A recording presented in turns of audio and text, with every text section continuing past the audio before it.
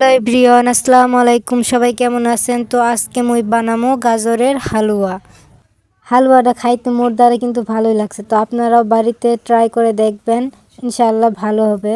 তো প্রথমে গাজরটারে মুই কাইটা লমু ভালো কইরা।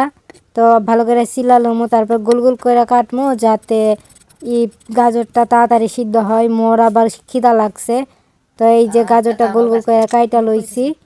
তো চলেন আমরা গাজরটা সিদ্ধ করে নিয়ে আসি। এই যে সিদ্ধ করা হয়ে গেছে, এখন গাজরগুলোরে আমরা এইরকম চামচের সাহায্যে ভালো করে মিশিয়ে নিব। ব্লেন্ড করলে আরও ভালো হতো। মিশানো হয়ে গেলে এটা এখন আমরা রান্না করব। তো আমাদের বাড়িতে আব্বু অনেক আগে একটা তেজপাতার গাছ লাগিয়েছিল, ওইখান থেকে আমি একটা পাতা পেরে নিলাম।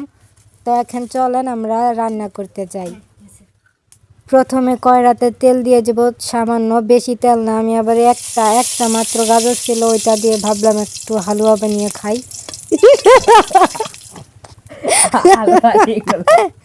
তো এখন আমরা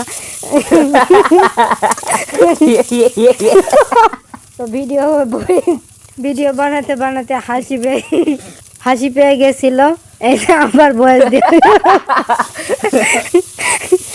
ভয়েস দেওয়া শুরু করলাম। তো এই যে সিদ্ধ হয়ে গেছে, মাখো মাখো হয়ে গেছে। এখন আমরা এটা পরিবেশন করব পটস। এই যে আমাদের ফাইনাল লুক। তো সরি, ভিডিওর মধ্যে আমার ভাই এসে ডিস্টার্ব করতেছিল, মানে আজে বাজে এমনি একটা। খেতে কিন্তু অনেক ভালো হয়েছিল। Bye bye.